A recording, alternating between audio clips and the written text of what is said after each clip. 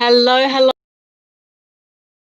I cannot wait to have a chat to our next guest on Media Queen TV. We have David Chittenden coming to us from Brisbane. He's originally from the US and he is a relationship therapist.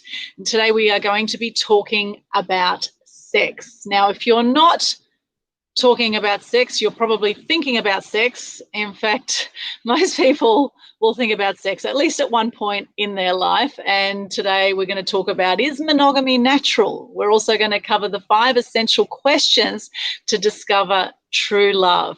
And David, amazingly, is actually fully blind, and he's one of the most confident men I've ever met. He is a phenomenal man. So welcome, David. Thank you, Aldrin. Great to have you here. I don't know how you do it. I don't know. You say, can you tell us a bit about actually your just your blindness and how that is for you, and how you actually got into being a relationship therapist? Okay. Well, the blindness, I was born into it. I've been blind all my life. When I was younger, I had a little bit more vision, but not enough to read print. In fact, I barely had enough vision that I could walk down the footpath down along the side of the street, and I could see just enough to see the white line of the footpath compared with the darker area of the street and of the grass in good lighting, without, i.e., during the daytime. At nighttime, I couldn't even do that. All I could see at nighttime were street lights. So, in addition to being blind, I'm night blind. However, over the past several years, what vision I had has now faded so that all I can see is basically lights. So daytime, I have kind of what I had at nighttime before, where if I come up close to a light, I can see it sometimes. Amazing, amazing. Now, we got chatting the other day on another Zoom about whether monogamy is natural. And, I heard about a study that was done a while ago that said, yes, it's natural for human beings to be monogamous for 8 years. And if they have a child, it extends 4 years per child. However, you've seen some different studies on that. So I'd love to hear your studies and what your thoughts are on that. Well, monogamy, my answer to is monogamy natural? The answer is yes and no. Um, what is monogamy? It's putting power between two people in a relationship, only having sex between those two people. So, are we monogamous? I guess my first answer would be, if we are devout followers and truly believe in certain religions, then yes, we are monogamous. However, if we are not devout followers of certain religions and it's not being used for power and control, then we are typically not monogamous. What a lot of people practice is what we'll call serial monogamy. So every time you have a partner and you become sexual with that partner and you don't sleep with anyone else, then you are monogamous to that partner. However, as soon as you in the relationship with that partner, you go to another partner, you then start sleeping with that partner. So you're not actually being monogamous to one partner, you're being monogamous serially. So you're sleeping with different partners just one at a time. Yes. As far as why, um, the concepts, let's go back into what we call evolutionary psychology. That is kind of the development through evolution of how we internally process things. So in evolutionary psychology, the purposes for monogamy would then kind of be looked at as, when we get together, we need to be with the children need us for a specific amount of time. Think of a baby. A baby cannot survive at all. And before we had all of the conveniences that we have nowadays, we had to carry the baby around. We had to feed the baby. If you were mom and you were feeding the baby, it was quite difficult for you to go and hunt.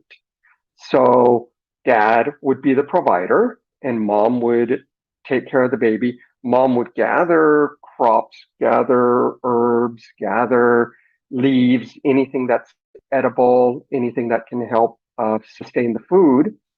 And the dad would go out and do the hunting. And in fact, not only do we see this with the concept of monogamy, we even see this in like our vision. Women are known to have a whole lot more ability to see a whole lot more colors than men. The average man, I believe it's, if I remember correctly, 2 million shades of color. I don't have any of that myself, and the average woman is 16 million shades of color. However, I saw a study recently that said that I think it's 25% of women can see something like 32 or 64 million shades of color. So the average man has typically better depth perception, can judge angles better for distance, which is really needed for hunting. The average woman has got better field vision so that you can see things more across from right to left, a wider range, because that's really needed more for social interaction, social connectivity. So all across these things, our biology tells us that we developed for different roles typically in the past, and this is all about survival. Now, we do a lot of studies. I've read a lot of studies about the bonobo monkeys, and they study us connecting with bonobo monkeys because bonobos are monogamous. And they say, since we need to be monogamous, this is a religious thing. It is also a societal thing, a social thing. It's about controlling people, about keeping people under control, keeping people focused on the right thing. I say who you can sleep with. I say who you can be married to. If we've got money, I say what family you, my child, marry, so that way our money, our resources are shared properly. So it's all about control. So therefore, because the bonobos are monogamous, they've done everything they can to show that we are similar to them. However, I've seen a few studies, fewer and farther between, which actually compare us more with chimps. The chimps are much more non-monogamous, and actually the chimps use sex to calm people down, to calm members down of the tribe. Like if the men start getting too aggressive, the women will use sex to calm the men's aggression down. And from what I've seen, that seems to connect with us quite a bit more. Fascinating. I find this whole topic absolutely fascinating. And it's interesting that out of the 12,000 to 60,000 thoughts that we have per day, the average person has 80% are negative thoughts and 98% are thoughts we had yesterday or the day before. So when it comes to sex, a lot of people think about sex all the time, don't they? It's how we're wired, isn't it? To procreate, to mate, we love it, don't we? We love sex, and there's so much suppression and judgment and guilt around sex and sexuality. Right. Well, the best way to control you, the absolute best way to control you is with guilt and shame. You feel guilty, you feel guilty, you use shameful, you feel shame, you're less likely to do something. So look at the Judeo-Christian, Islamic, the religions all have focus on sin. Yes. It's all about control. Yes. And yet the sex industry has been the longest running industry since the beginning of time, and it continues to be a massive industry. And a lot of people who are seeing sex workers are married people, and women and guys are going off with other partners in secret, or people have mistresses, etc. And even people in great relationships still do this. It's almost like a need for variety. Correct. It is. Yes, absolutely. In fact, there are two concepts.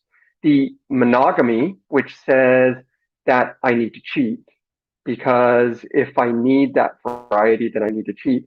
The non-monogamy says that we bring other people into our relationship depending on circumstances. And I've worked with people in polyamorous relationships. That's more than one person. of either gender. So the most common is one of one gender and two of the other gender. Okay, so now we think in terms of bigamy, which is a religious thing, and it's one man with two women, or basically, or polygamy, one man with multiple women. And that's all, again, back into power and control. However, there are people who prefer to be honest about their relationships and prefer to be honest about the fact that they want some variety. So then you get into the polyamory. And in polyamory, I've worked with a few different polyamorous couples, or polyamorous relationships, I guess is the way that I would word it. My first exposure was a man who came in and he was really upset. And he told me a few weeks, about a month before, one of the guys in the office was complaining because his wife had, what did he say? His wife was having some really bad headaches, and his mistress was on the rag. And all the guys at work said, "Oh, wow, I'm so sorry to hear that. That really sucks." So a few weeks later, he's really bothered. He goes into work and kind of, connecting with the guys. He said, "Yeah," he said, my wife is currently on the rag, and my other wife just got into an accident and is in the hospital." And everybody told him that he was sick. And he said, "Wait a minute. It's okay to lie about it, to have a wife and a mistress, but it is not okay to have two wives." Unless you're Muslim, in which case you can have multiple wives, right? And it's okay Yeah, by the absolutely. religion, right? Right. Yep. Muslim or Mormon. Yes. Mormons can have multiple wives. Okay. Well, they could. Nowadays, they officially cannot, but there is in some small sects that are way off the mainstream, there are still polygamous practices. Fascinating. And it's not to say that human beings can't be monogamous for life. I mean, my parents have been together 50 years this year, and I think that is just extraordinary.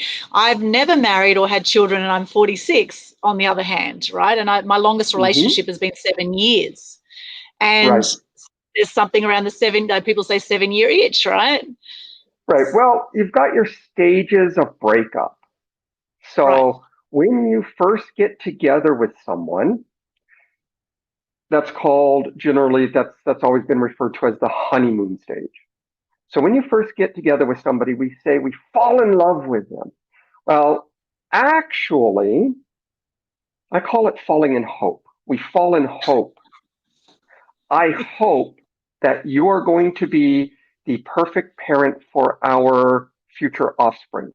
Now, this is true whether you are heterosexual, homosexual, or bisexual, because sex is all about that deepest level of connection and about breeding. So when two people are having sex, or when more than two people are having sex, it is all about trying to impregnate each other and enjoying the process of trying to impregnate each other.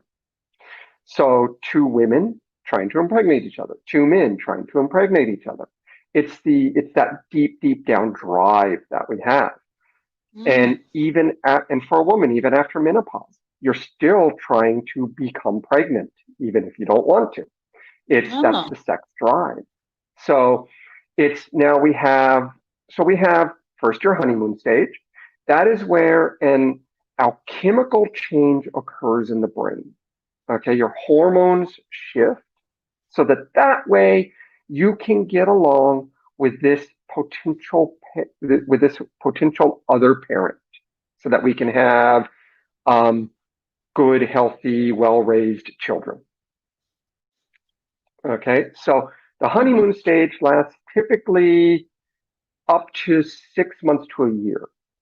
If it's shorter than 6 months, then we really didn't have enough compatible, no matter how much we told ourselves that we did. But at 6 months to a year, because in all honesty, what does it typically take back when we did not have sex until we got married and we never used protection, we would typically become pregnant within 3 to 6 months. What was it that they said? You got married in 2000, your first child came in 2001. So that's our first stage. After the 6 month to a year point, now, when I say an alchemical occurrence, a hormonal change occurs, this is all of the things that irritate you when other people do them. Like, you always like the cupboard doors to be closed in the kitchen because that's cleaner. The person who you're with always leaves cupboard doors open. Right. Okay? And during that first 6 months, oh, how cute. She left the cupboard doors open. Yeah. Okay? Now, after that 6 months, you go back to normal. Damn it!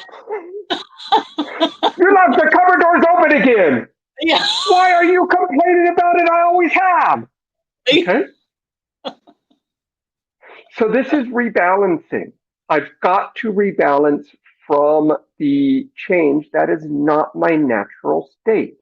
Now, if we're pregnant, then other things shift, and it allows us to continue connecting together and continue accepting those things that really annoy us or that would normally really annoy us.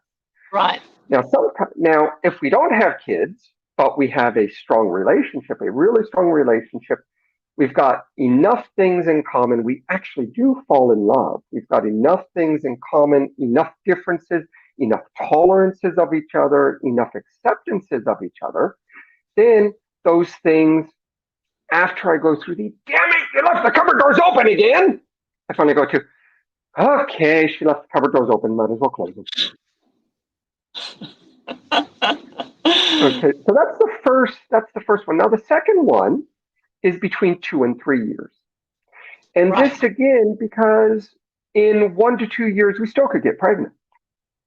So between 2 and 3 years, it's kind of a subconscious psychological acknowledgement that, if we stay together, we're really not going to have kids. Can I tolerate you enough to be with you without having kids? So again, we have a settling up where in some ways I fall more into who I am. You fall more into who you are. And I just decide, you know what? I'm tired of the crap. And I leave. Or I decide, you know what? I like you well enough. Now, note, I didn't say love. I've always loved you, but what's that expression? I love you, but I'm not in love with you. Yes. Okay. So I like you well enough to stay with you. So I still love you, or I'm still in love with you, which is really, I like you well enough to stay with you, even through all the things that piss me off. So that's that one. Now, the next one is the 7 years or 5 to 7 years. And this really comes about when we have kids for the most part. And that is after 5 years, the child is old enough that one parent can take care of the child. So now it's time to go find somebody else to breed with. So that way we can get genetic diversity. Now, it used to be believed, because, everything was male centric, it used to be believed that it was the male who would stray and the female who did everything she could to keep the man around as his provider. We now know that is not true. Okay. How do we know it? From genetic testing. It's quite fascinating. We thought squirrels, that the males would go stray and the females wouldn't. But we found that I read an article that really fascinated me, where they found that squirrels would have little ones that some of them showed the genetic markers of a different male parent. Wow. So we all stray. And even with humans, there have been times where a genetic test ends up getting done for some reason or other, usually um, after divorce or when the kids have grown up, they want to find out. And it turns out that dad is not my dad. So at some point, mom strayed, and dad didn't know it. Nobody ever talked about it. It was completely kept secret. And my parent is not the parent that I thought my parent was, as far as my father. So during that 5 to 7 year stage, we are, I need to breed with somebody else. Both men and women, I need to spread um, my genetics around. So that's that stage. Then in our society, the next stage, when we do not have children, the next stage that I have found is, and this is, well, actually, let me finish children first. With children, the next stage is really when the oldest child or the youngest child is somewhere between 18 and 23 is what, and that stage is, they call it empty nest. Right. And that stage really is, you're not the person I married. Who the hell are you? And it's because we've put all of our focus on the kids. We work together to raise the kids, but my interests have diverged from your interests. So who the hell are you? This is not what I agreed to, things like that. Now I will step across to when we do not have kids and we do not communicate very well. Then the longest relationship I have seen coming in for help because otherwise they were going to separate and they figure out that they want to stay together. It's 15 years. And the longest I've ever heard about for people who do not have kids, who have trouble, who don't really communicate very well, except if they have strong religious convictions and their religious convictions are you do not separate, or they are from very wealthy families and the families have the control of finances and say if you separate you lose the money. And then we get into the power and control of the rich, the wealthy partner uses money. If you leave all this money. And at that point, the other person just has to accept and connect to what the wealthy person says. We normally say this is women. Women are the unwealthy ones. Men are the wealthy ones. However, I've worked with enough poor men, wealthy women that have the exact same situations, just in reverse. Fascinating. And in the old days, I guess, the men were the providers and the women, stayed at home, looked after the kids, managed the house, etc. And now that's gone completely out of balance. And now a lot of guys feel now that they've become emasculated with women stepping up in their power, which is a whole other interesting world. Right. And so a lot of anytime you're losing power, anytime your power is threatened, you get defensive. I don't care who you are. Men get defensive if women start threatening their power. Women get defensive if men start threatening their power.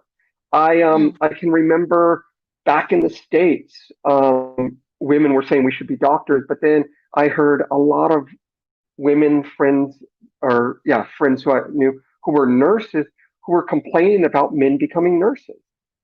So both sides get threatened when their power base gets challenged, but both sides, of course, want more power on the other side. And you see this in race relations. And one thing to note, every culture has its race that is the underlings, that is the support, that is the what do they call it in Japan, the unclean, and in some places in Africa, was it Africa? The unclean, and these are the people who take care of the dead, clean the rubbish, things like that. They are the unclean. They are only allowed to interact with each other, and they are you look down on them. You don't even notice them outside. So no matter where you go, everywhere you've got, because we need people to do the jobs that nobody else wants to do. Mm. Oh, I love talking about sex. I love this topic. It's so cool, and not just to Right. justify the fact that I haven't married or had children. I'm not justifying that. I mean, I've been very much a workaholic most of my life. I've had a lot of fear of intimacy and commitment, and I know a lot of people also have this fear. They have a fear of getting too close. The minute they get too close, they're going to get hurt. They run off. This kind of thing happens a lot now, particularly with the online dating world, the swipe left, swipe right. It's so easy to just pick up someone. And But it was I that think, way in the past. yeah, it was It was, easy, in pubs and things. no, And it now I wasn't. think it's No, it wasn't. It wasn't easier in pubs. It was just as bad in pubs. It was just as bad in anywhere.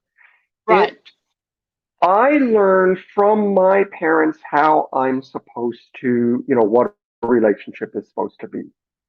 right. So if there's violence between my parents, I learned that Yes. violence is the way a relationship is supposed to be. Uh-huh. If there's ignoring between my parents, I learned that ignoring is the way that a relationship is supposed to be. And whatever it is, if I see it between my parents and it's something that I don't like, let's say there's violence and I'm very sensitive, then I absolutely do not want to get into a relationship, because a relationship means violence. Mm, And this is why we attract the same kinds of partners all the time, because we have things to learn from those situations until we get whatever lessons we're Right. meant to Well, get that's from them. that's yeah, that's part of it. But another part, and I actually am starting to kind of rephrase the way I word that, because when we say that I'm attracting it, and therefore it's the lesson I need to learn, but what's that lesson? And that's true, and the but is, we then put the blame on the person who's keeps walking into the abusive relationship. And there Right, is, so on the professional level, I have to say, it is never your fault when you're being abused. It is right, never your fault when you're staying there. On the professional level, I have to say that. Now, right. I also say we have patterns.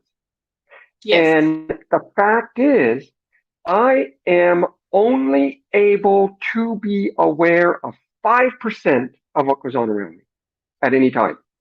Consciously, I'm only able to be aware of 5%. Subconsciously, I'm able to be aware of significantly more than that, but it would overwhelm me and freeze me if I was consciously having to process it. So I'm only able to be aware of 5%. Which 5% am I aware of? Well, my patterns and my personality tell me which 5% to be aware of. Earlier, you said 80% of our thoughts are negative. Well, Mm, for some of us, it's 99% of our thoughts are negative. For right. others of us, it can be 50 or 40% of our thoughts, or even 30% of our thoughts are negative. Okay. So those things, if somebody never has negative thoughts that they show, we say they're Pollyanna, meaning they cannot see. They're so, what is it? That's based on that fable, Pollyanna. Always sees the good. Anything bad that happens, well, actually, that was good because, and Right, we kind of look on that with derision. Okay. right. Um, and if you're completely negative, we look on that with derision, because we're not balanced. We need to be balanced. We need to find that place that where we are more realistic. We can look at things positively and negatively, but how do we do that when our pattern is negative, or our frame is too positive? So as you were saying, or yeah, as was being said, with the pattern of abuse, I've got, my parents were abusive.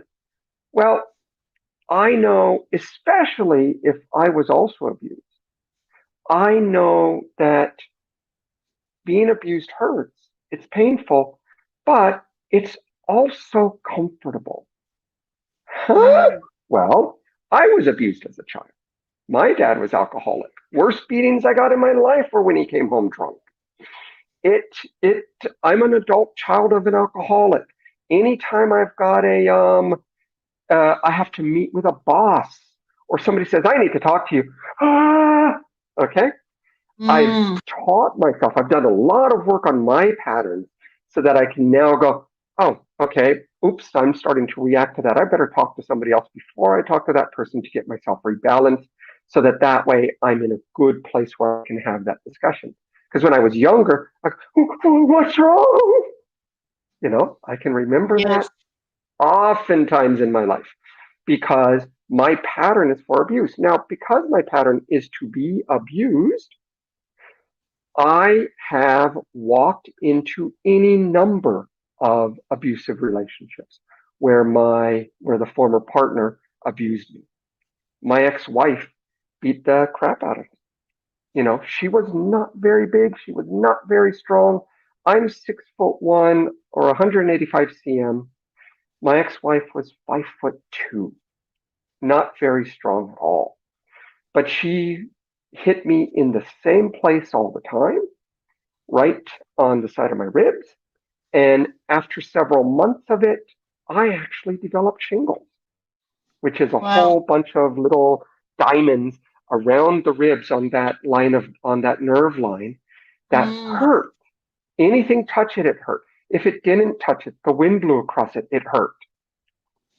And I never told anyone, but it was because she always hit me in that location. Well, she figured it out. So her solution to that was she started hitting me in different places rather than the same place all the time. You know, Mm. that way it took care of that problem, the problem of her getting, so however you want to look at it, it actually took care of the problem of something being shown. Okay. Mm. Because, that reaction was definitely something being shown. So both men and women have the need for power. Both men and women have the need for control. Both men and women can harm. Um, Yes. 75%, according to the Australian Bureau of Statistics, 75% of women and about 68% of men who are in abusive relationships were in abusive relationships before. Why? Because we've got a pattern. That pattern says, wow, there is something about you that really draws me in.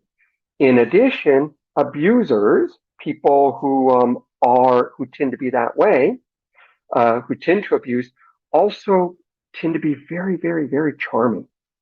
And, you know, think of it, I think, when I was growing up, dad was very loving when he wasn't abusing me, you know?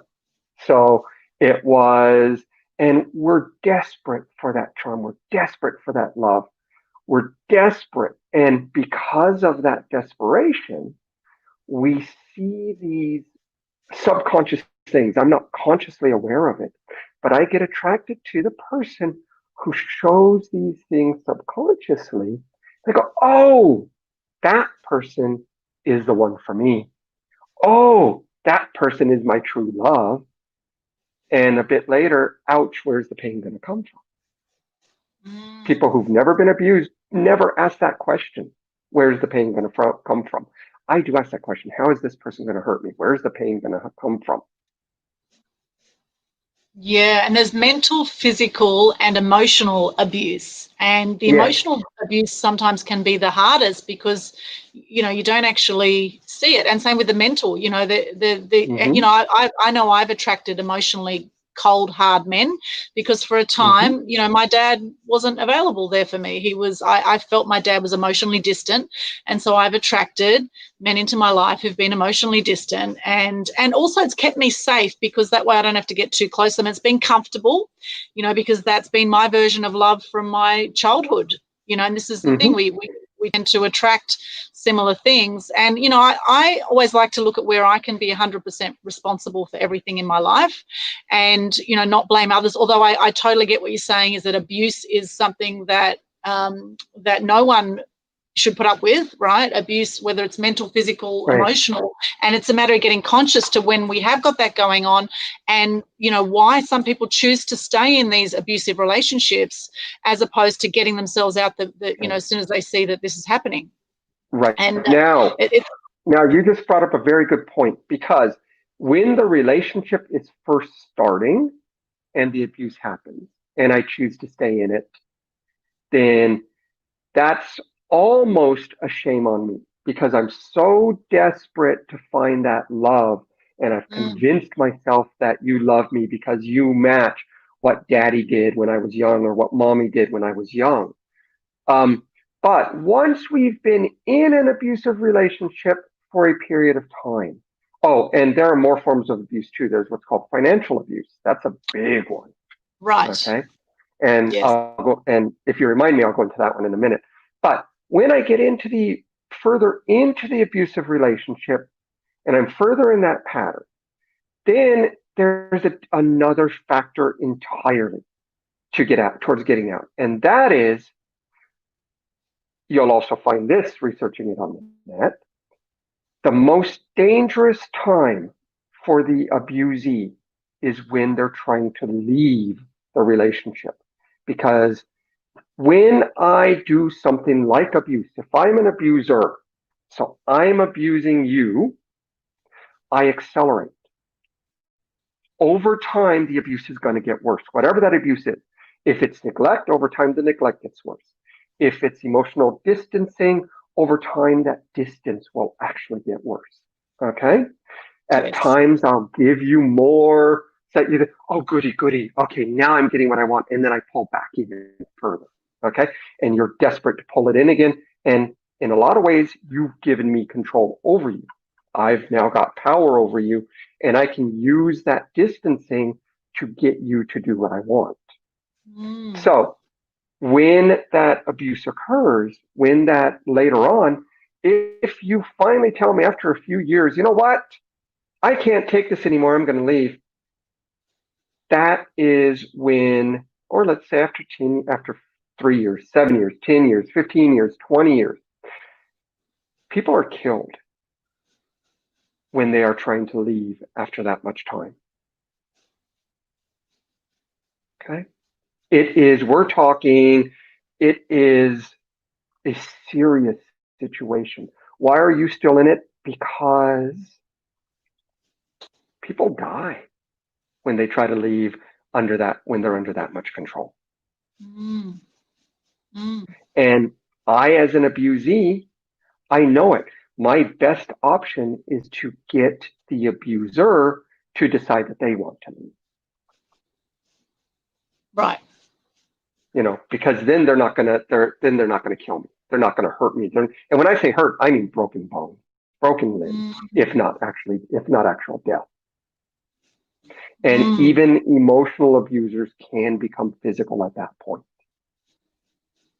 Mm. Fascinating. And this need for control, right? And hurt people, Mm-hmm. right? So if people have been Right, abused as children, they will go on and hurt others because that's how they think it's meant to go, right? That's right. part of their conditioning.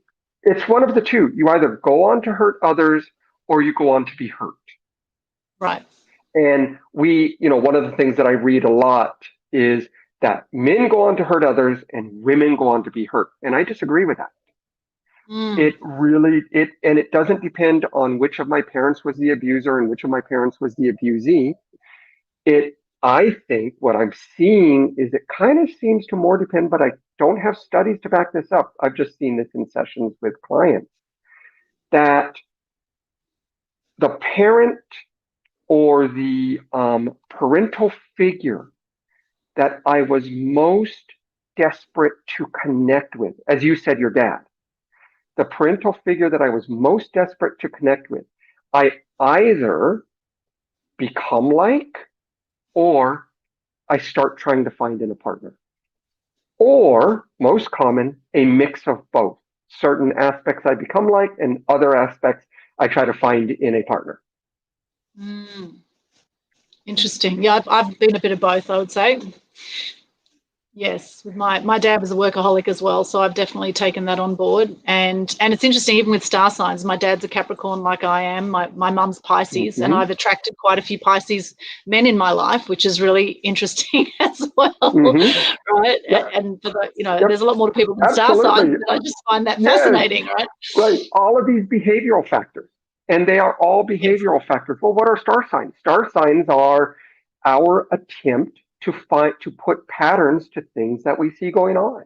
And Yeah. we've been doing it for thousands of conditioned. It's a survival trait. We need patterns. We need to put things into patterns, whether they actually have patterns or not.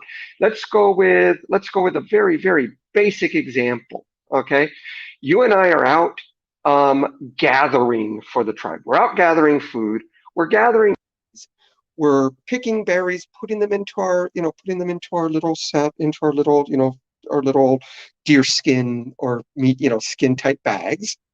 And we're picking the berries and we're just occasionally eating one as we pick them. Well, you pick a nice shiny berry and you pop it into your mouth and you chew it and you swallow it and you drop down dead.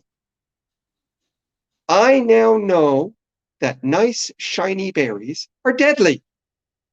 Right. So I tell everyone in the tribe to avoid the nice shiny berries. Do not eat the nice shiny berries.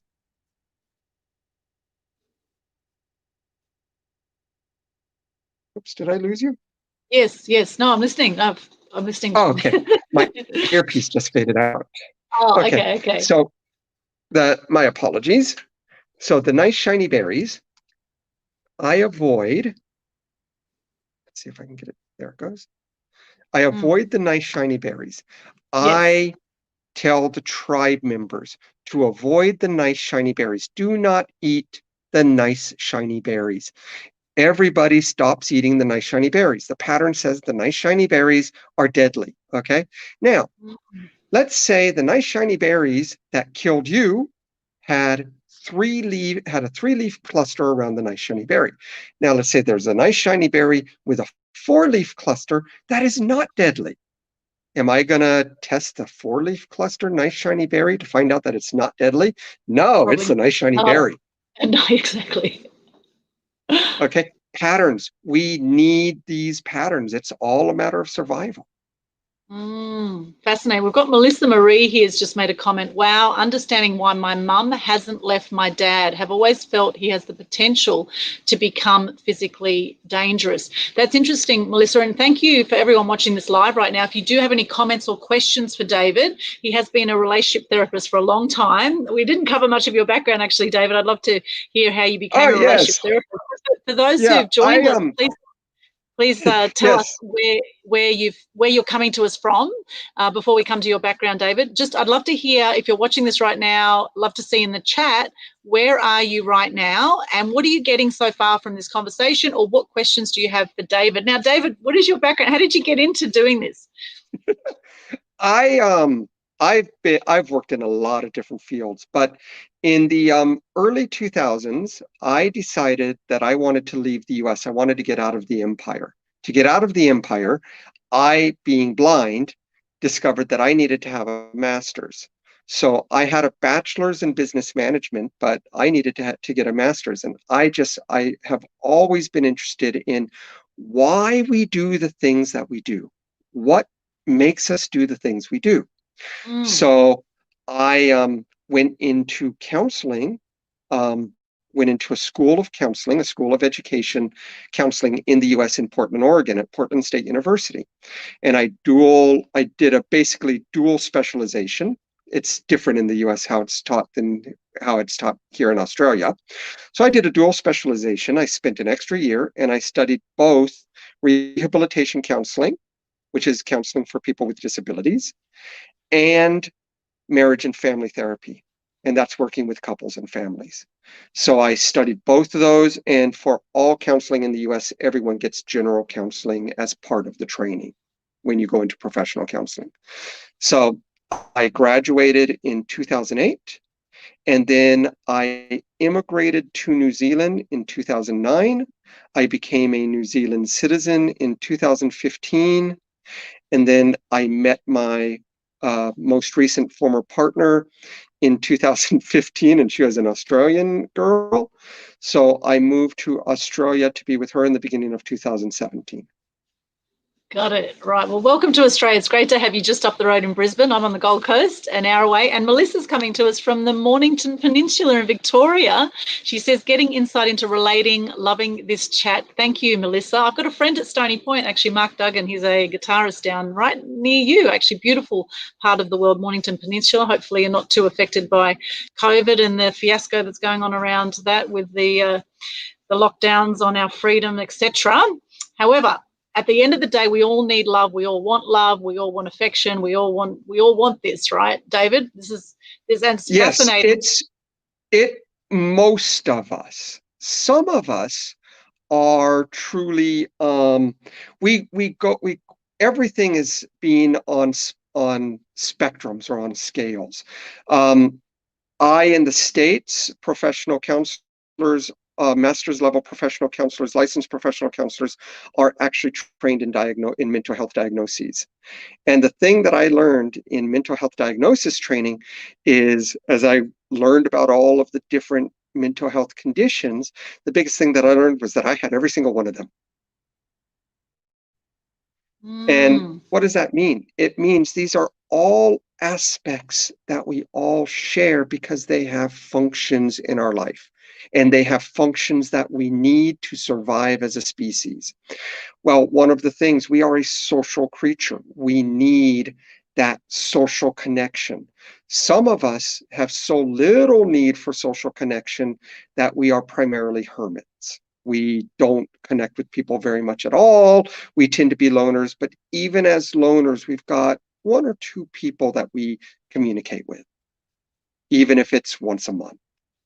Others of us are so in need of social connection that we go out every night. We are the best well-known person at the bar or the club or whatever. We interact with everyone. We've always got this social need, this need to really be fully connected. In relationships, when I get into a relationship with you, there needs to be enough in common that we don't drive each other nuts. And there needs to be enough different that we've got things to talk about so we don't get completely bored with each other. Right. Well, and then it gets even more interesting than that, because when we get into a relationship, we are each either very feminine, very maximum. Those are two ends of that scale. Yes. More towards the feminine or more towards the masculine. And it doesn't matter what our gender is. It is all more towards the feminine, more towards the masculine, very feminine or very masculine. Some of us are right on the center point of between feminine and masculine. And then, so if I'm right on the center point, when I swing a bit towards the feminine, I need a partner that is more masculine. When I swing a bit towards the masculine, I need a partner that's a bit that is more feminine, because I need that balance. When I work with a couple, I look at which part of the couple, which person is exhibiting which behavior of the entity, the person, shall we say, that is the couple. So, you're not very social. You find a partner who is more social because that fills your need to have some more connectedness. Mm-hmm. Right, that happens a bit. Yep. And vice versa. You're a spendthrift. You never spend money. You save all your money. You're really good at saving money. Your tendency is to find a partner who spends a lot. Right. Yes. Okay. Why? Yes. It makes sense, actually, because you know what? I've always wanted blank, but I can't do it. I'm not allowed to do it. Now, of course, once we get together, your job, therefore, is to teach me how to save money. Or your job, therefore, is to teach me how to be a bit more relaxed so I can spend more money. Okay. Once we get together, though, it then switches. it becomes, rather than that, it actually becomes, how dare you try to spend my money? Or how dare you make me waste money? Or how dare you try to make me somebody who I am not? So we get together. One of the reasons is because you've got this to teach me, but then I don't want to learn it. Oh, fascinating. Wow. It's so deep, this conversation. It's huge. And we haven't even touched on our 5 essential questions yet to discover true love.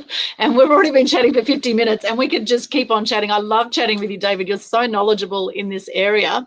So maybe now is a great time to actually talk about the 5 essential questions to discover true love. Could you take us through those, please? Well, I just sent you an email last night. Did you get that email? Yes, I did. Yep. Okay, because I'm dyslexic, so when I read, everybody knows that I read like a second grader. Okay, so you'd like me to read those? So if you can read, don't read the all of the information between the questions, just the 5 questions. Yes. Okay, great. All right, I will bring that up. And while I'm doing that, if anyone has any questions now for David, is a good time to pop into the comments if you have any questions or comments. And I would like to talk about what happens with the animal kingdom versus the human, human beings. And, there's not too many animals that stay together for life.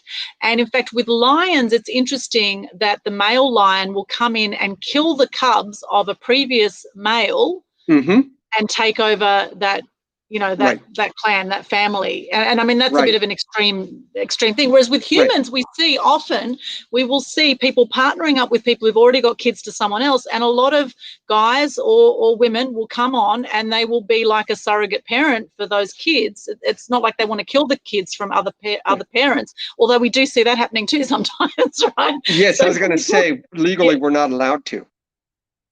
Right, legally you don't. Yeah, but they step into that role, right? If it's a choice of accept the kid or go to jail, I think I'm gonna decide on go to jail or just be in the relationship and accept the kid. I'm gonna decide on the side of accepting the kid because I don't want to lose my freedoms. However, that said, a lot of people also adopt children. Yes. Okay. So it's I would say that probably has a lot more to do with, again, it has to do with survival, and it has to do with pecking order. Lions, there aren't that many lions, and if there's too many lions and they eat all the prey, then they're going to die. Then they're going to start having starvation problems. So, I'm going to kill off. There's a beetle that the children are born, they hatch many, many, many eggs. And then the strongest ones survive. The weakest ones, the ones that are just too weak, get eaten by the parents. So again, we find the same thing. It comes back to survival, whatever that looks like for that particular type of animal. And like the black widow spider, the female mates the male and then kills him and eats him. Right. Right. Well, the praying mantis is even worse. The praying mantis, with a black widow, the male has a chance to get away. With the praying mantis, the only way the male is able to fertilize the female is when she bites his head off. Oh, gosh. Oh, my goodness. So cruel, the animal kingdom sometimes. Oh, wow. Wow. Fascinating. Wow, this is a whole other topic. We could do a whole episode just on this, but let's come back to these 5 essential questions. Now, I've got them here in front of me. So the first question is, how well can you tolerate the things you do not like about your partner? So can you explain a bit more about that? Remember what I said? Yeah, well, that's specifically about really the honeymoon stage. When you first get together with somebody and you're going, oh, wow, I think this is true love, but it's only a couple months. You tell me this is true love. I'm in love with this person. I finally found true months. How long have you been together? If that number is shorter than a year, you've got my attention. If it's shorter than 6 months, you've really got my attention. If it's shorter than 3 months, you've got no idea what you're talking about. Okay. and that's because you're in the you're very much in the hope stage. This person, for some reason, is matching, is really hitting my desire, because my desire for some reason has really kicked in, usually for some other factor. Don't know what that other factor is, but usually for some other factor, like mom and dad are really getting after me, because it's high time that I have kids. That can trigger it. All of my friends have partnered up and have gotten married, and I'm the only one who isn't. That can trigger it. Or all of these other things that we talked about, things that attract me, things that match or a person seems to be the opposite of everybody that I've connected with before. So, and I say seems to be because that's all superficial. So we always say, what do we have in common? Wow, look at the things we have in common.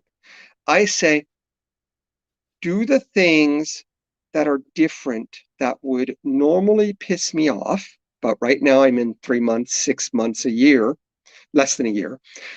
Those things that would normally piss me off, right now, they're wonderful. Well, take a step back and say, those things that right now are wonderful, how would I feel about them if somebody else does them who I'm not in love with? They would piss me off. Oh, okay. I'd better really take a close look at it. Yeah, and once we start making love to this partner that we fall in hope with, as you say, once we start making love with that person, there's also a chemical connection that happens that makes us more attracted to that partner for Even men and more women. so, yes. For men and women, right? Yes. Yeah.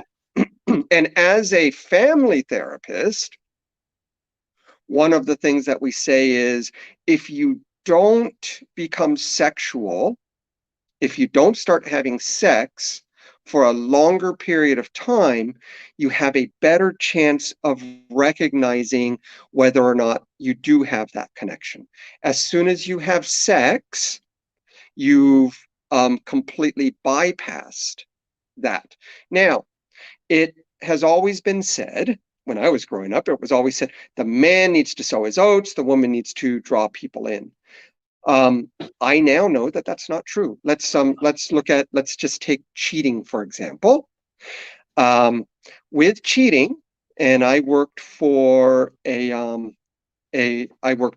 fact, my first supervisor, when I did my first externship, he was the premier sex addictions specialist in Oregon, Washington, in the Northwest US. And one of the things that he told me, and I've been observing it ever since, he said, for the people who cheat, who come to him, 45 or 55% of them, the man is the cheater. 45%, the woman is the cheater. So it's both sides. Fascinating. And it's interesting. A girlfriend of mine says to me, Aldwyn, you should wait 6 months before you have sex with a partner, right? And I say to that friend, I say, look, I could be dead in 6 months, right? So I tend to go with the flow of however I'm feeling at the time, because I think life is short. And, I've seen people so many people have been dying, and the older you get, you see people dying all around you, and you think, sometimes we just overthink things, don't we? We just get all too serious about it as well. Absolutely. I know men who will not have sex until they've been with a partner, dating a partner, connecting to a partner for at least a year. And I know men who have sex the first night. I know women who will not have sex until they've connected with a partner for at least a year or 2 or 3. And I know women who have sex that first night. And it's all that individual. So I'm going to put that kind of over to what we call libido. Libido, sex drive. Okay. Right. No two people, when they get together, have the same sex drive. So we'll label the sex drive, the libido, as very high, high, normal, low, and very low. Very high is, I need to have sex, preferably daily, preferably a couple times or multiple times a day. High is, oh, let's say less than daily, but more than 4 or more times a week. Normal is twice a week to 3 times a week. Low is once a week down to, call it, once every 3 weeks to once a month. And very low is anything lower than once a month. Okay, well that puts me in the high libido category in that case, because I love it, and it's it's interesting that when I have a lot of sex, I want more, and when I don't, I'm quite happy not to have it as well. So it's interesting. Right. Yep. Well, that's one of the things. The person in the relationship with the lower libido, and in all of my work, and I've done over 5,500 hours of therapy, and a lot of it has been relationship and sex type counseling. And I have found that it is 50-50, right up the middle, whether the man has the higher libido or the woman has the higher libido, contrary to what society tells us. It's 50-50 right up the middle. And the person with the lower libido therefore automatically has the power and control over the sexual part of the relationship, because the person with the higher libido is always ready to have the sex. Right. Fascinating. So watching this right now, what libido are you? I'd love to hear from you. Are you willing to share on social media? How sexual are you? Fascinating. And now our next essential question to discover true love is, how well does your partner match your needs list? And that's an interesting one, because we all talk about wants. I want my partner to spend time with me. I want my partner to have lots of money. Oh, and by the way, those two wants are opposite of each other. If I want my partner to have lots of money, that means my partner has to be out working all the time, has to be that workaholic. So if they're out working all the time, they can't spend all their time with me. So that one, and I've had a lot of people tell me, I want my partner to have lots of money and I want my partner to spend all their time with me. Oh, guess what? You got to pick one or the other. In most cases, you cannot have both. But our wants, like I said, I want what's the standard? I want the house with the 2.5 kids, because we have one kid and we chop them in half, or is it the 2 1/3 kids? I want the house with a white picket fence, the stuff that we're supposed to want, okay, that society tells us. Now, that's our wants. So we always talk about what we want. But the other thing is what we need. What do we need? Our need is our patterns. How do I know what I need? It's whatever I'm doing. It's whatever I keep doing, whatever I find myself in. There is a part of me that needs that. I need that comfort of the familiarity of my pattern. So how well does the potential partner / partner, the person that I'm falling in love with, that I know this is the one, this is the true love, how well do they meet my needs list? Is it that need for a parent who is actually emotionally distant? So that person is showing the emotional distance. Is it that need to be charmed? Because I was never charmed when I was a child, and I'm so desperate for it. And this person is charming me, and this person is really charming. And just for your awareness, people who are abusers have a much more significant chance, a higher chance, that they're going to be extremely charming. Yes, I've come across a few in my life, I must say. And it's interesting, in this point, you've mentioned Australian Bureau of Statistics, a figure here, 75% of people who leave an abusive relationship enter another abusive relationship. Yes. Yep. Which I had said earlier. It is, it really is. And in fact, the work that I do, because I go into past patterns, most of time. In fact, so thus far, everyone that I've worked with, I've taken it back to something in childhood that started the pattern. Yes, very, very interesting. Now we have a question here. We've gone over the hour mark, by the way, but we'll just keep going. I want to get through these questions. I do have another interview coming up at 12:30, so we'll go for, say, another half hour, because I think we could easily keep talking about it. We've got Dipankar here, Dipankar Chowdhury. Thank you very much for your question. He says, I have not had sex for a really long time. I have been a single father, and bringing up my 2 kids has been my most priority, and making ends meet. Legal battle to keep the family together, getting my parents' immigration together, and other business responsibilities, etc., etc. My question is, will I have any major issues with my health, my mental and physical health? I presume you're saying if you haven't had sex for a long time. So is it a good idea to have sex more? I presume that's what you're saying, because you haven't had sex for a long time. Will it affect Dipankar's health, mental or physically, if he doesn't have sex? That is such a charged topic. Right. And the reason I say it's such a charged topic is because there are a lot of religious views around that. Okay. And so what I will say, I'm not intending to upset anyone who's got very, very strong religious viewpoints. The answer that I'll give you is what I said before, where we kind of fit the chimps in this regard. Sex is not just for procreation for us. Sex stimulates a whole lot of hormonal releases, endorphins and such. We can get quite a fair amount of it from exercise and from some other things. Some of us will get some of it from gambling. We've also been known to get some of it from various addiction activities, alcohol, drugs, gambling, things like that. But sex does cause us to relax, cause us to connect, cause us to become more stable within ourselves. And people who have regular sexual activity up into senior living, up until they die.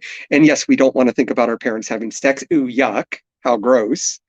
But people who remain sexual have a much less chance of acquiring dementia. Oh. People who have sex up into their senior years tend to live longer. So there are so many benefits to having regular, loving, consensual sex, whatever that looks like for the couple, whether it be very energetic, acrobatic, robust sex, or whether it be the kind where you just snuggle up and have very gentle, flowing sex. Fascinating. So it is. So generally speaking, it is good for your health to, well, at least to orgasm, I guess, and to have touch, and like we need. I think we need that, don't we? We need to orgasm. We need to have a release. Right. However, in saying that, I think we need to orgasm. We don't need to orgasm. Oh no, people will panic about that. I can't climax. I can't orgasm. I don't. No. We need that connection. So if we don't orgasm, and I know people, more so women than men, but I've worked with women who've never orgasmed and yet absolutely love sex because they love the connection, they love the feeling, they love the comfort. Right. I would have thought it was a physical need to actually orgasm. No, it's a physical need to have that connection. The orgasm is our way of encouraging us. It's the body's way of encouraging us to breed, to have the sex. That's why sex is more than just for procreation. Where, like I said, we're much more like the chimps. Sex is one of the ways that we keep ourselves balanced. Right. Well, I must say, in a lovemaking session, I'm generally a lot happier if I have orgasmed, although sometimes I don't orgasm and I still enjoy the experience, but I just seem to be a bit more relaxed if I do orgasm, right? Right, absolutely. Better, And I've had men tell me that some sometimes I cannot orgasm, and then my partner feels like like she didn't do enough and I didn't really get into it enough. But for me, it was all about the just, you know, the and we're talking here specifically PVP, penis vaginal penetration. And yet, if I don't climax, that does not mean it was a bad experience. In fact, not climaxing and climaxing for a man, once a man climaxes, he might not, depending on the situation, depending on the man, depending on the person's individual biology, it can be anywhere from 5 minutes to 72 hours before he can become erect again. Mm. And that's something that we do not consciously control. Right. Interesting. And what about Viagra? Would that help with something like this? Sure, Viagra will cause us just to remain hard because it's the way it works. Right. It causes that blood flow and the vasoconstriction in the penis so that the penis will remain hard. But you know, Right. and then we can be hard if the partner wants sex for a longer period of time. Right. And in Okay. fact, men who are paralyzed, who normally cannot become aroused, a lot of them can become hard from Viagra. So then they're able to provide that pleasure. And there's a lot that we all, when we allow ourselves to, get off on our partner enjoying sex as much as we get off on our own pleasure. Mm. And the proper sex is really to, one, pleasure myself, and one, pleasure my partner. I'm not saying one and two because they're both kind of, in all honesty, they're both equal. Some of us are more focused on one, I've got to get pleasure out of it. Others of us are much more focused on one, my partner needs to be pleasured. And I've really found that yeah, that again is 50-50. I find the more I pleasure my partner, the better it is for me. So I think it's a win-win scenario personally. But, you know, Absolutely. some people don't like oral sex. Some people don't like, you know, much foreplay. Some people don't like kissing, etc. You know, so there's all sorts of different ways that people go about it. Now let's go to question number Yes. 3 because we've got more. We might have to do another interview. I think we'll do part 2 of this interview, David. Okay, third question. Third essential question to discover true love. What does your partner say they need to stop thinking a negative thought about an action they are afraid you will take? So, for example, I cannot get closer to you yet because my last partner dumped me and took everything I had. So what does your partner Yes. say they need to stop thinking a negative thought about an action they're afraid you will take? What do they need to stop thinking? So ask them, what do you need to stop thinking to stop that Right. thought? And that's really because when I fall in love with you and you are using me, as opposed to you're falling in love with me. When I fall in love with you, I start to connect with you. I start to do things to make you happy. Okay. If you're trying to control me, you're not doing the same. You're instead saying, you know what, I can't connect with you, but yeah, I feel that, and I kind of become quieter or shyer. Or so if I just keep going, well, I need to do this, I need to do this, I've given you control over me. And at that point, I'm starting to walk into what might be a more harmful relationship, harmful physically or emotionally or cognitively. And this is really more towards the emotional, potentially emotionally abusive relationship in the future. So if I ask you that question, you being my partner, rather than trying to figure it out myself, if I ask you that question, what do you need? At that point, I'm pinning you down. You're now saying, I need this. And you don't want to say that. You don't even think it because you've got that nice moving goalpost that you can use to control me. Moving goalpost, US football, gridiron. What do they call it out here? Gridiron. US football. You go to kick a goal. So you go and you kick the ball, and the ball goes up to go between the goalposts. And I have a team here running backward with a goalpost so that the ball will never be able to go over it, and it always drops down in front so you don't score the points. So moving goalpost. It's a moving goalpost if you don't come up with something specific. So this is a way of me getting some of my power back, or making sure that I have some power, power in the relationship, rather than giving it to you, which is setting me up for abuse. Mm-hmm. Yeah.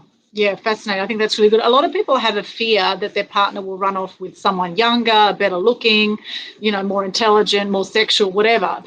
A lot of people have insecurities around relationships, and that the partner will run off with someone Right. else. And if you've got that fear, you're gonna find people who will, what is it? I hold my fear real close to my chest.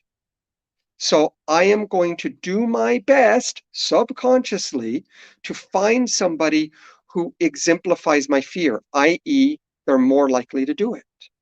Mm, And then exactly. that It's almost reinforces my yeah, fear. That tells me that my fear is true. yes, yes. We go about almost subconsciously seeking out what we most fear. We seek it out to Correct. prove our story that is the truth. Right. Right? Exactly. Yeah, fascinating. Okay, question number 4. Who does my partner remind me of from my childhood? Why? And is this the person I most wanted to connect with when I was a child? Yes. And remember, we talked about that earlier. Yes. That's really important, because most of the people who I become attracted to have some sort of connection with my childhood. Most of them, not all of them, but most of them. And the people, and especially when I'm finding true love, because this is all about true love, all about the concept of true love. So when I'm Yes. finding true love, I'm finding somebody who makes me feel comfortable. Now, who did I most want to connect to? You said, as I recall, that it was your dad, and he was emotionally Yes. distant. So when Yes. you find somebody who matches that, because deep down in your childhood, that's what you wanted. So Yeah. you find somebody who matches that, and then we get into a psychological concept called corrective emotional response.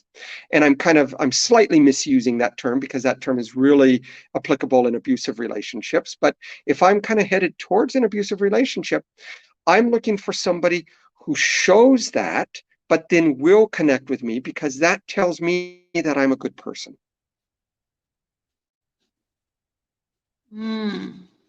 Yes, very interesting. And it's interesting, like with my dad, I think like my dad, my parents and I, we have the most extraordinary relationship now. And he's actually an incredibly loving father, and he's a beautiful person. Although with his upbringing, he had to sort of take on this kind of harder demeanor to survive some of the hardship he went through his childhood, being brought up as a Christian in a Muslim country. For example, he grew up in Mm-hmm. Turkey. He had really hard, grew up in poverty, and then worked his way up to become a civil engineer, to migrate to Australia. He had a really tough sort of way about him to survive life. And I just wanted more time with my dad. And my dad would often spend more time with my brother, and he kind of left me with my mum a lot, which was also a tradition in Europe, where the Right. guys hang out with the guys, the girls hang out with the girls. So there's understanding all of that later in life. I've got total love and respect for my parents now. I just want to say that. And it's interesting just getting conscious to what our thoughts were as we were growing up about our parents. It's not necessarily saying that my dad didn't love me, because he did. He did everything he could to provide for the family, and, phenomenal person, and one of the most inspiring people in my life. Now, however, emotionally, I felt he was distant emotionally. Right. And Right. he admitted And later in life. right. And and it's funny the way you're saying that, and it's the way we always say it, because it's like I have to justify how I felt as a child. Right. Okay. The fact is, as a child, how I felt, it is what it is. It is. How Yeah. I felt is how Yeah. I felt. There Yes. is Yes. no justification. There's no Yes. need to justify, because when Yes. I'm justifying it, I'm actually saying that how I felt was not valid because my parents are loving people. No, Right. how I Yeah. felt as a child was how I felt. It is valid That's because it true. is what I felt. Why? Because It I had is. certain sensitivity. I had this desire to have this connection with this person, and they weren't giving it in the Yes. way that I needed. Now, did they know that I needed it? Obviously not. So what? That doesn't matter. We're Yes. not talking about them. We're talking Yes. about me. Yes. So Yes. I don't need to justify that I felt Yes. this way as a child. You know, I Yes. need to justify it, but in all honesty, the more I need to justify it, the more I suppress it, the more I start trying to act it out in other ways. Right. Right. Yeah. I'm Where very if I aware can that's how I accept felt. it, Yeah. right? Where Yeah. if I can Yeah. accept it, then I can start going, okay, this person who I am selecting, who I'm deciding that I'm in love with, and that decision is actually because of this connection with my childhood. And I've accepted these problems with my childhood, that this was the case, this was how I felt. So that makes it Yes. completely legitimate. Not that my Yes. parents did anything wrong, but that Yes. this is how I, as a young personality, interpreted it.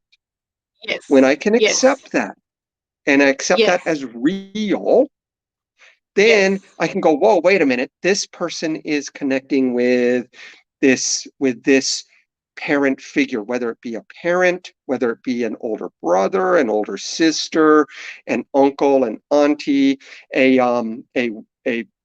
grandma, grandpa. If I was in a village, the person in the village who took care of all the kids, whatever.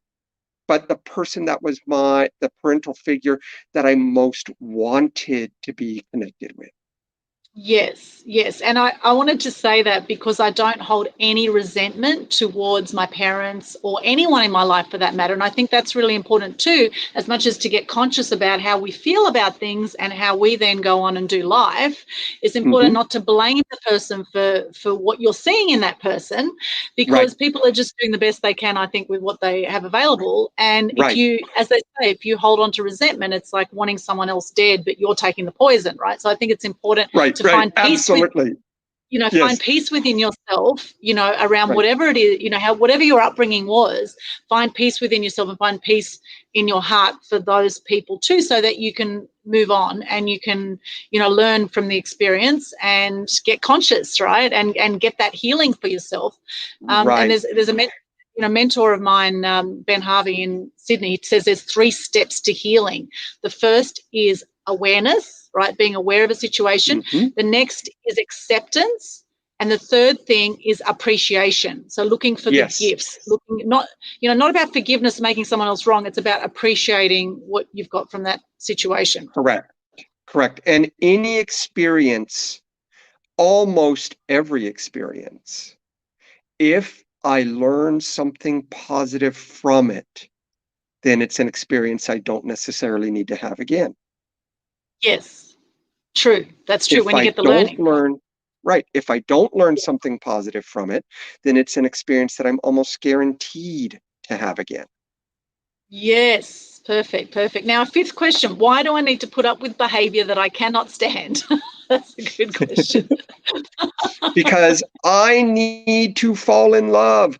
I need you to love me. So the behaviors that I cannot stand, therefore, that's telling, therefore, I'm showing you that I love you. Now, the fact is, if I can't stand the behavior, is it really true love? Mm, If I cannot stand that behavior, if it's the behavior, because once I come out of this first connection point, once I come out of the honeymoon stage, that behavior is going to drive us apart. mm. Yes, yes. How tolerant are you? Mm-hmm. And both sides, I can fall in love, and for me, it's the perfect love. And if you have no interest in me, then I can be in love with you all I want. So what? If you decide, you know what, I'll use you for sex, then I've just walked myself into a pickle. And that's the thing. A lot of people stay in relationships because it's comfortable or it's convenient, particularly if they have Mm-hmm. children and they've, the sex has died and, the intimacy Mm-hmm. has died, but they stay together for the kids, like Dipankar is sharing here, single father, bring up 2 Yes. kids. He hasn't had sex for a really long time. And this is why people seek out sex workers and things like that too, because, they Mm-hmm. just want the quick fix and they want some connection or, they don't want the Right. emotional connection. Maybe they just want, Right.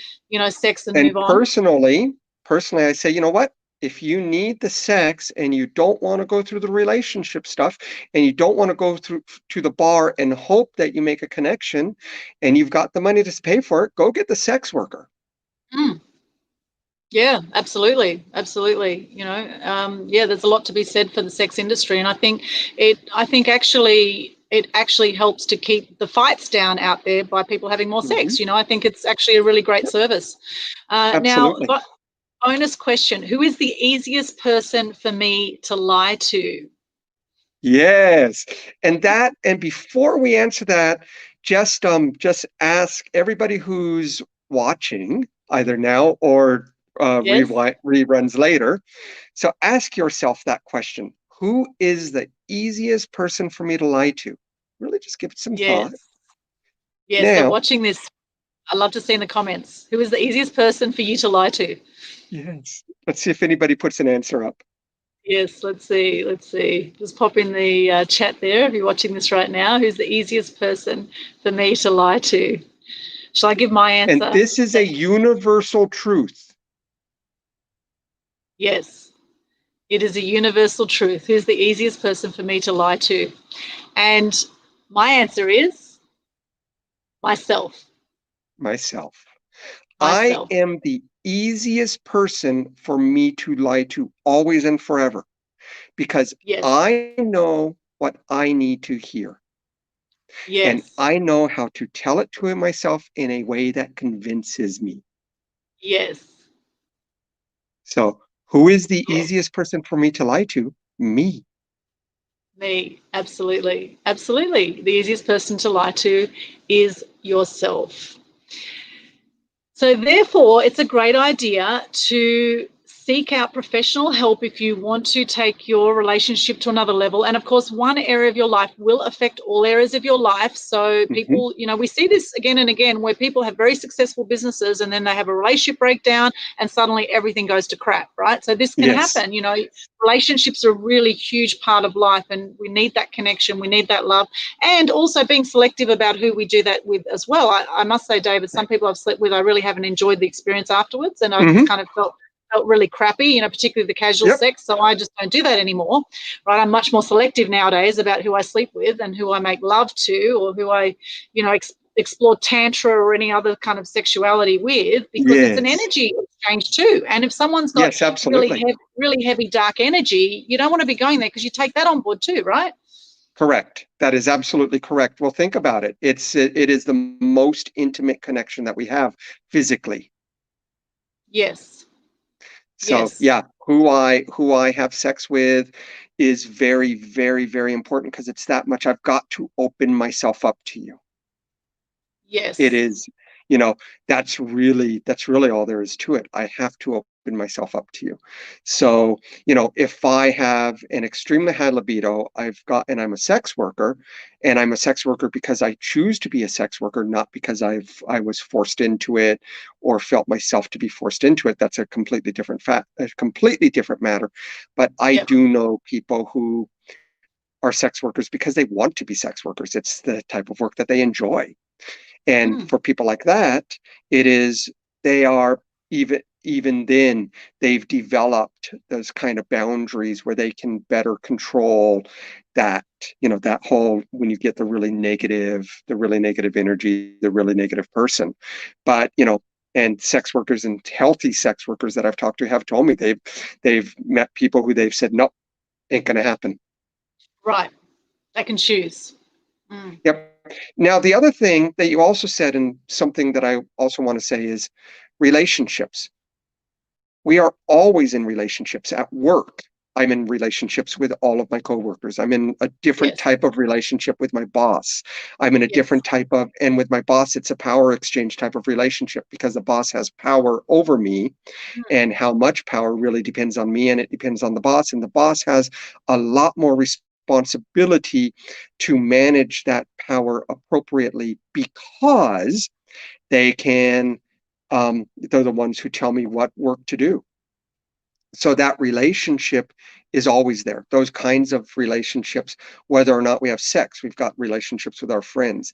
But in the true love type of relationship, if it really isn't true love, if these questions that have been asked really come out with the answers that are more along the lines of, maybe this isn't the true love that I've been trying to tell myself it is, that's when I need to talk to trusted friends, who are not just going to tell me what I want to hear, or some sort of professional.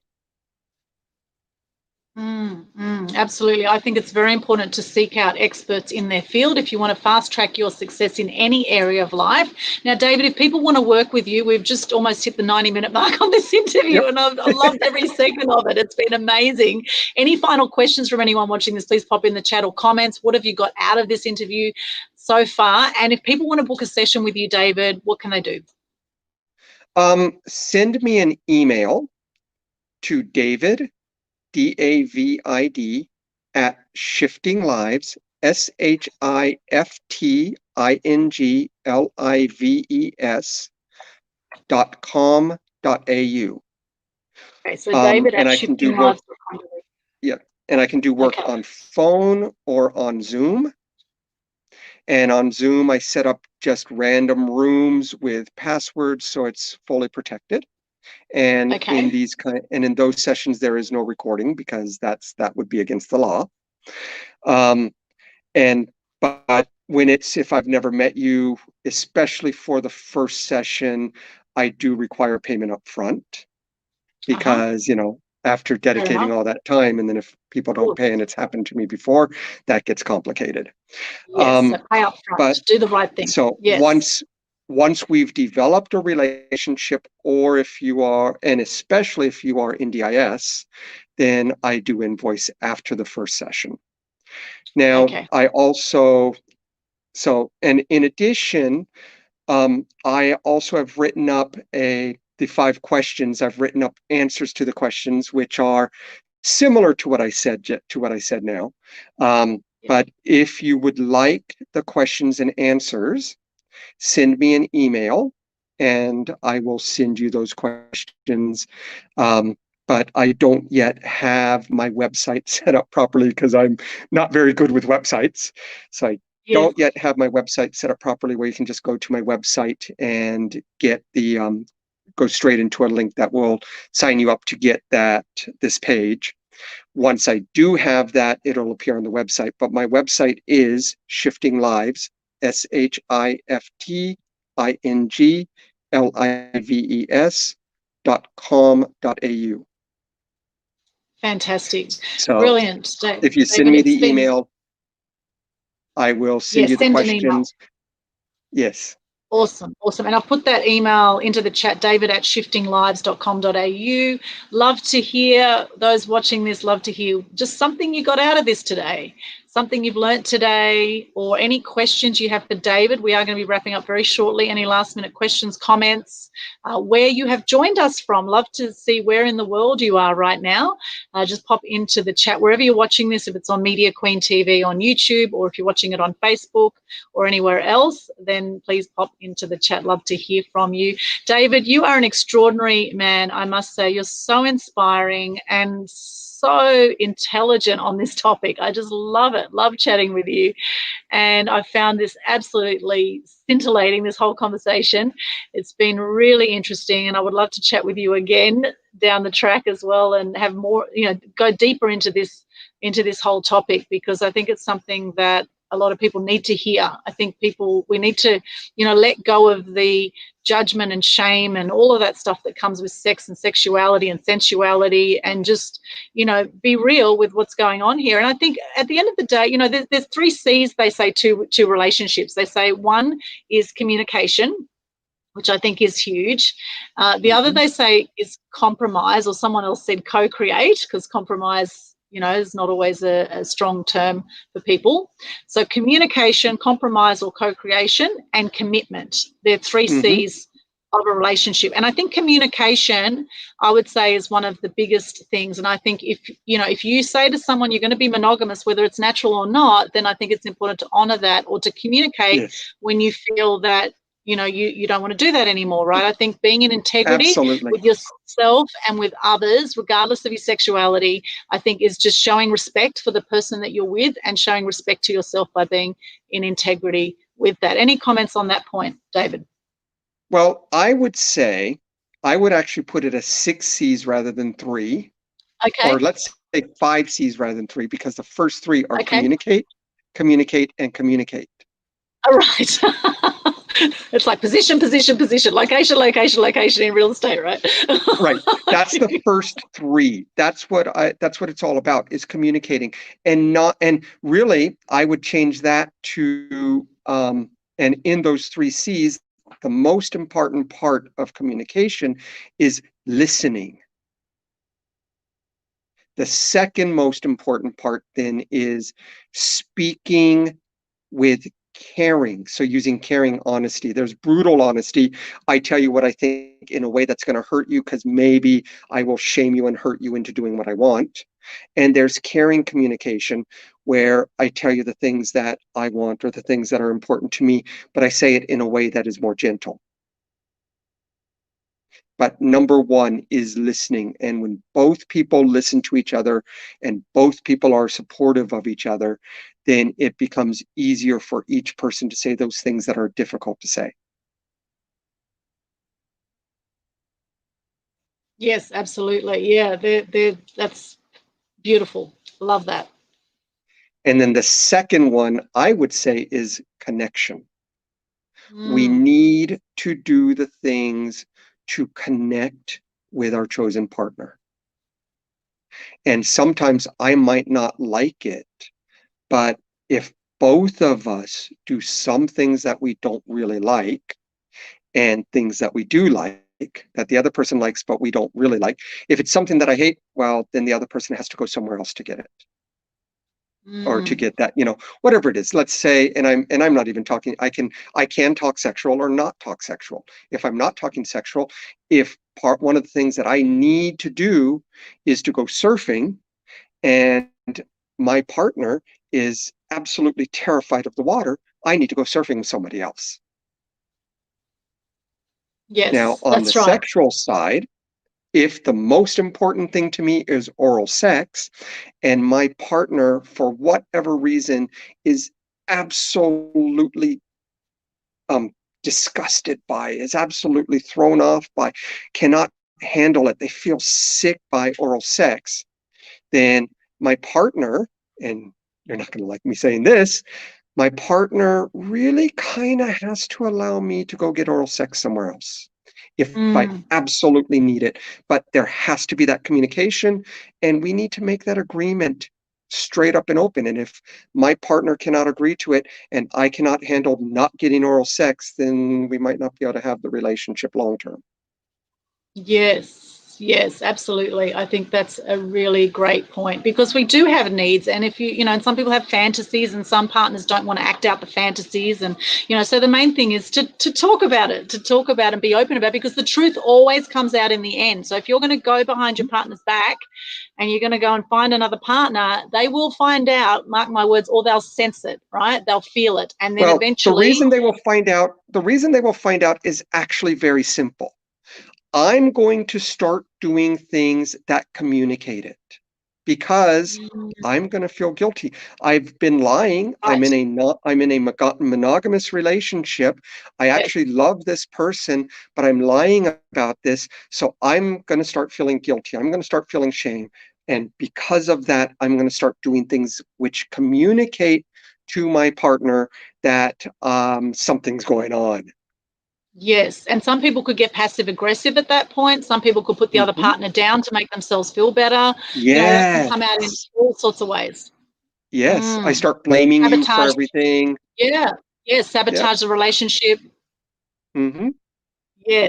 Yes. Oh, I love this topic. It's so cool. Now, I'm going to have to go because I've got another interview very shortly with Martin Renaud from Freedom Potential Centre. We're going to be talking about networking of the future. Also, this week we have the Mass Media Tribe event coming up on Thursday night, the 17th of December, 7 till 9 p.m. Queensland time. Christiana Tudor from New York is going to be speaking about how to use social media for greatness. And I'm being interviewed on a few podcasts in America on Friday. So we've got lots coming up this week, and very exciting. Come and join us at Mass Media Tribe if you haven't already on Facebook or Meetup. Mass Media Tribe groups, all our upcoming events are there, or follow me in Eventbrite, Aldwyn Altuney, and to get all our upcoming event details. Make sure you subscribe to Media Queen TV on YouTube. We had over 500 interviews there and videos, some fascinating content. We have the next Global Good News Challenge starting on January 4. We've got a 7-day challenge to spread more gratitude and good news for the new year and to help lift people's spirits, reduce depression, anxiety, and suicide rates. And I'm sure if you have more love in your life for yourself and others, that will also help lift your spirits and reduce depression and suicide rates out there, and also connecting with others, because a lot of people who are depressed and suicidal feel very lonely. And I know because I've been there. So reach out. If you are challenged with anything, please reach out. Seek professional support, such as chat with someone like David, or just reach out, like the whole Are You Okay Day thing, reach out to someone and get connected. You don't have to have sex with them to get connected, right? Just reach out. You are not alone. Right. You are not alone out there. There is always someone who can help you, and we're here to support you too. So please reach out to me if you would like to. If you have any questions, or reach out to David. Any questions, comments, pop in the chat here. David, any final words from you before we move on? No, I would definitely be happy to come in and have more of this chat. This is my passion. And my passion really is helping people start learning how to get out of these patterns from childhood, how to depower the emotional trap. Because the fact is, we grow physically, which is really easy to tell. When a person has grown physically, men become more chiseled, women become more rounded. We grow mentally. We just figured that out about 150, couple hundred years ago. That really about 150 years ago is when we really started figuring it out. And we now know that children are in their mental processing is quite a bit different from adults. And about 15 years ago, we really started to figure out that we also grow emotionally. I remember in my training, I was taught your emotions are a 5-year-old. You have to control them. You've got to keep them in shape like you do a 5-year-old. And yet, then I went to an advanced training that they said, latest research says that the emotions are growing. So really, we ask the question, what is wisdom?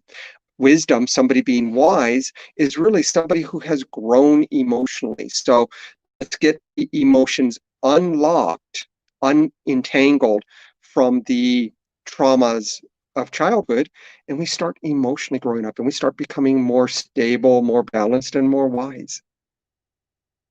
So here's to people growing up and doing it with fun and joy and love in their hearts, growing up. Because when people get reactive, they do act like 5-year-olds or 3-year-olds, some people say, when people react to situations and get triggered. So just notice your triggers, notice what makes you laugh, notice, what brings you joy in your life, and do more of that. And definitely spread more love. The world needs more love right now, and it starts with you loving yourself first too, to be able to bring a whole and complete you to any relationship that you go into as well.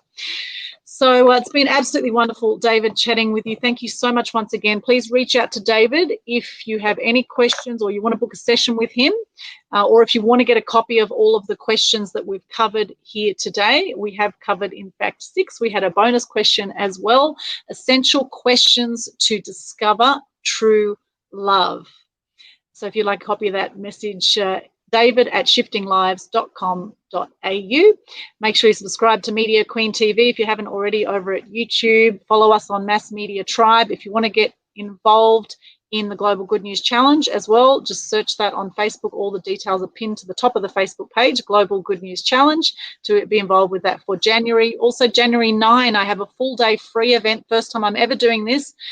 First time I've ever done this, actually, is a full-day free event called Free Publicity Secrets. So if you'd like to know how to get publicity, how to step up, be seen, be heard, be known, and make a bigger difference in the world, then make sure you put that date in your diary. It's going to be 9 till 5 Queensland time.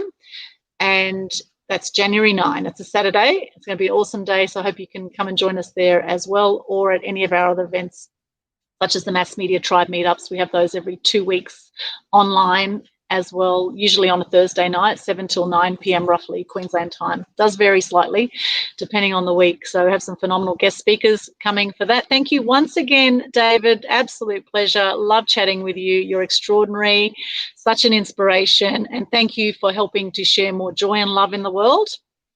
Any final words from you, David, before we sign off? Thank you. I very much enjoyed it, and I would definitely be happy to come on again. Fantastic, David. Thank you so much. Love your work. Thank you for watching this wherever you are in the world. Love to see where you are from. Please pop into the comments wherever you're watching this, where you're from and what you've got out of this interview today. Love to hear from you, or any questions. We'll come back to the chat too, and we'll be monitoring future questions as well. So if you're watching the recording of this, please pop into the chat. Love to hear from you. Thank you so much. Remember, as Gandhi says, be the change you want to see in the world. And I always say too, shine bright and light up all those around you. I'm Aldwyn Altuney, Media Queen, signing out, chatting with David Chittenden, amazing relationship therapist from America via Brisbane. Thank you, David, once again. Thank you so much for watching. Have a beautiful day or night wherever you are in the world. Bye for now.